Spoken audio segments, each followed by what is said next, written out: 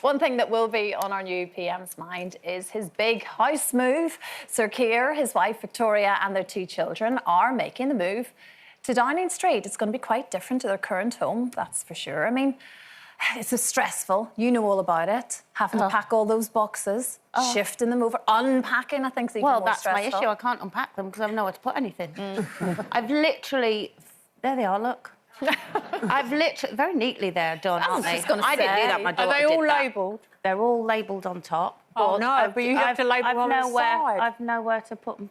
But, darling, you've labelled the top and you stuck another box on the top. You have to write on the side. I can move the box off the top and check what boxes... They do move. They're not glued together, Janet. I mean, no, but it is stressful, isn't it? And I've had to be really, really tough. Like, I'm on my 3rd skip of, right, I've not seen that for a year. It's been in the attic, or it's got to go. But it is really... Thanks to family. I had 5 days to do it. And a great friend of mine who... luckily is an HGV driver, so he's got a licence to drive HGV, so he just rented a big truck and did it all along with my family and everything. So it was stressful, but it's worth it because I love it. But I literally am living out of boxes. Yeah, and it will be like that for a while. That's just what it is. And undoubtedly, that's what's going to be happening at number 10. I mean, I do feel sorry for the Prime Minister's family sometimes, you know, suddenly... Because they don't get to pick where they're living, do they? They have to go to work to number 10. It's quite an address, though, and we've all been there. Yeah. We've all been at Downing Street at some point, haven't we? For some reason. I know, exactly. You've been there a few times, haven't you? I wouldn't say a few. Oh, right. I've been there twice. Oh, OK.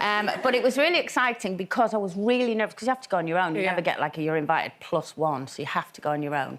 And it was such a big event, and I thought, I've got to go to Downing Street. I want to go inside and be nosy. And but I was scared because the rules to get in, you know, the safety rules, security, and you've got to have your passport and, like, 3 forms of ID, and I was... frantically searching for all of that, and as I'm walking up, I'm trembling. And then all the security men, when they saw me, all started singing, "I'm in the mood for dancing." Your face was your pass. That's the way to go to Downing Street. Yeah, it's so nice. Didn't you turn the lights on or something? I did, yeah, when Tony and Cherie Blair was there and their kids. I went into number 10 and everything, and I turned the Christmas lights on. There I am with Cherie just outside there. That was quite a long time ago. And then I also I did a series called Jobs for the Girls, where I did photojournalism, and I was a photographer for the Guardian newspaper. And I was standing outside number 10 on a Thursday, all the press met outside. I think they have a press meeting or something on a Thursday. And Norma and John Major walked out, and I'm standing there with all the photographers, and Norma comes over and goes, "Linda, I love Birds of a Feather." I went, "Norma, you wouldn't do me a favour, would you, love? I'm dying to go a week. Can I use your toilet?" And she said, "Yeah, of course you can." So off I go, and all the photographers had the right up because I'm going inside. They're going, "I want to do a wee and all, I want to do a wee and all." So I go in there, I'm sitting on the toilet, and I ring Pauline Quirk and go, "You never guess where I am. I'm on the toilet in number 10. And I nicked a loo roll and left. That's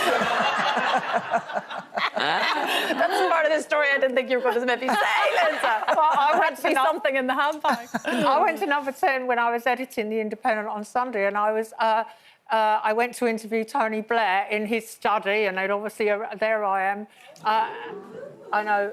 And that looks very official, actually. Yeah. I've got a cup, he's got a mug. Tony. Anyway, we finished the interview... Oh, I'm wearing an Alexander McQueen suit. Oh, you're a name dropper, you are. No, I'm just thinking how nice this is. I didn't. Mine was dirty that day. Anyway, when I'd finished the interview, Cherie popped into the room and she went, "Janet, come and see where we're living now." And she took me on a tour of their flat, and suddenly I found myself in Tony and Cherie's bedroom. This can't be right. But I did notice they had really horrible purple sheets. And it's... Oh. You're such a snob, Sheets, you are. yeah. White sheets or no sheets. Well, maybe it was just... maybe they like purple. Yeah, maybe they just like... Yes, exactly. It's calming, isn't it? Wasn't to your taste. Wasn't to my taste. But you were very much in the inner sanctum. You've been? Yeah. I've been a couple of times, yes, for sort of kind of very, like, charity kind of dinner things over the years. And I was always quite... Like, you walk in, it's very grand, and you sense the history. There's photographs of all the previous prime ministers and this and that. And then when you go into the more personal quarters, it's quite ordinary. Yeah. You know, and I was quite shocked by that. I was kind of expecting a very ornate, over-the-top sort of... I want Boris and his 100 quid a roll of wallpaper. Well, yeah, that's true. I didn't see any of that, no. But it was very nice and quite homely, really. Yeah, I think I expected it to be vast and It's number huge 10, though, isn't it? When I turned up, I thought, oh, it's just like a little terraced house, really. Yeah. It's a bit rubbish. Actually, Actually, when you go inside, it's like a TARDIS. It's Yeah. But if I moved in there and they got all the pictures of the Prime Minister, I would have gone around putting big crosses across all their faces. You know, like the traitors. Traitors, Get rid of that one, get rid of that one. Tray or Big Brother, and it just comes up evicted. That's right, that's right. I Yeah. don't think either of you are going to be a bit fired back now. Big red lights everywhere. Red Yeah, lights they've everywhere, gone.